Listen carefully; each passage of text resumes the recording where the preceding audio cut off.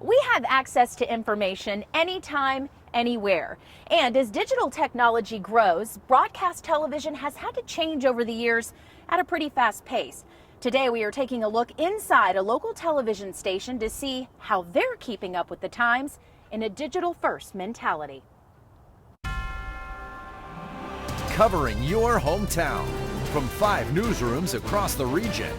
This is WDBJ-7. WDBJ-7 is a local television station in Roanoke, Virginia. Since 1955, the CBS affiliate has covered Central and Southwest Virginia. In the 80s, WDBJ-7 was making the transition from film to videotape. Have to dodge a few raindrops. Joe DeShiel was a part of the changeover.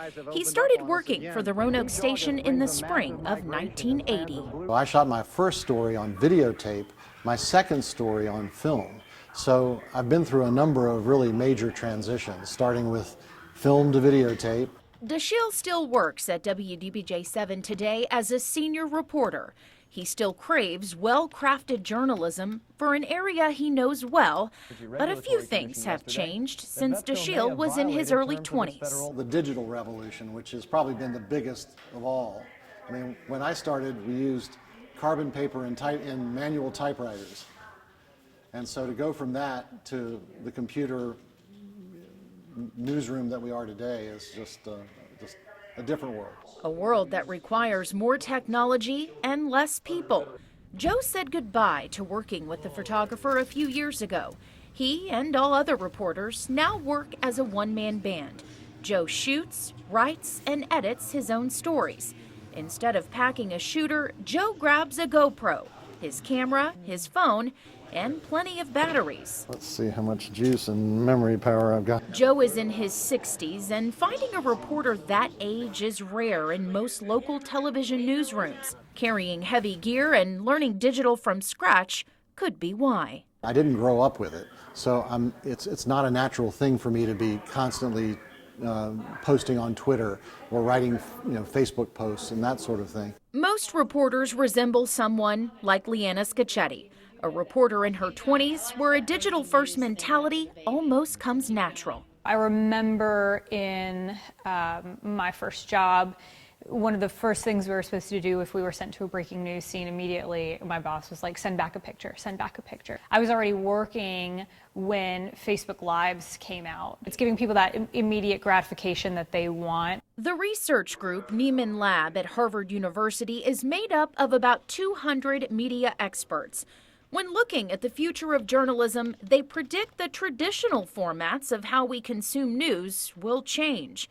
For instance, podcasts, something Leanna recently experimented with on the 75th anniversary of D-Day. It's 1942. Regine Archer is 17 years old. She's a Jew in Belgium, and the Nazis have invaded her hometown. We looked up and there were 2 SS officers standing in the doorframe. I was asked that in addition to our TV coverage, we supplement it with a podcast. Since there's not a lot of visual action going on, except for the ceremony itself, would be a good thing to cover in a podcast. But it's been a bit of a challenge because I need time to do quality stuff like that. I need time apart from trying to feed the beast of the daily news every day. The beast is only growing. Thanks to endless digital platforms, appealing to millennials has been a challenge from a traditional TV screen. Sabrina Fuller is in charge of all the producers at WDBJ-7. As the executive producer and a millennial herself, Sabrina says she understands why relating to her peer group is a crucial part of the business. Everyone is just used to not waiting for anything anymore. People aren't going to do that. They're going to turn the channel, they're going to get on their phone, they're going to walk away, literally get up, walk away, go to another room. I think gone are the days of assuming that people will wait, even for something really good that they might be interested in. They're going to go online and find it. Most local TV viewers in this market are 35 and older. In an article written by Tarairo Mazezwa, she quotes Jennifer Benz, saying 83% of millennials are bumping into the news on YouTube and 50% on Instagram. A lot of millennials don't even have cable. They're just using streaming services or going about getting their news and entertainment in other ways. So I think that's a big part of it. And I do think that there are some stations that have figured out how to engage people online and do it well, but others I think are still struggling with even pulling in engagement, let alone from kind of the younger demographic. For broadcast journalists, deadlines that used to mean the 6 o'clock news now require immediate action when breaking news happens. Breaking news right now on WDBJ 7.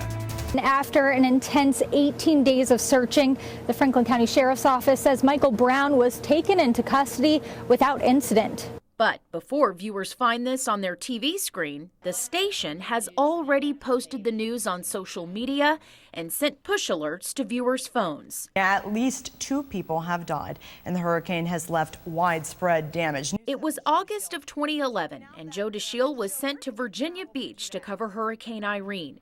This was the first time Joe realized the powerful role social media can play in journalism. Suddenly I had all of this news in my feed on my Twitter account that allowed me to really do news gathering while I was out in the field, doing these live shots. The general manager at Channel 7, Matt Pumo, says the digital revolution and television play well together. The death of local TV has been talked about forever and a day, right? Especially with the advent of the internet. But it's become a integral part of what we do. They help each other out. It's been great. I mean, you see the Facebook Lives and the things that we can do digitally that we weren't able to do before. We can reach millions of people with our message, with a story, help clients get business, things of that nature through our digital products. Check it out. Let us know what you think. The chief meteorologist, Brent Watts, has found a way to engage his audience on a digital platform. He uses weather and Facebook. Hello, everybody, and welcome to Weather Talk Live on this Friday evening. Weather Talk Live is like appointment television, except you won't find it on your TV screen. Instead, it's a digital version. Weather Talk Live is one of those where they can ask questions back and they can get a response. So it's almost like a Q&A, a very interactive conversation, as opposed to just distributing information. Brent started in the 90s, so he had to change with the digital times. His software has also had to keep up. Our product, our weather computers, are no longer just for TV, but they're now literally a production studio, and it's almost a switcher. So we can click on graphics, make them full. I can bring cameras full. I can draw on graphics, and all of that can be done either on TV or, of course, on social or on our weather app. The studio cameras at WDBJ7 were also recently updated.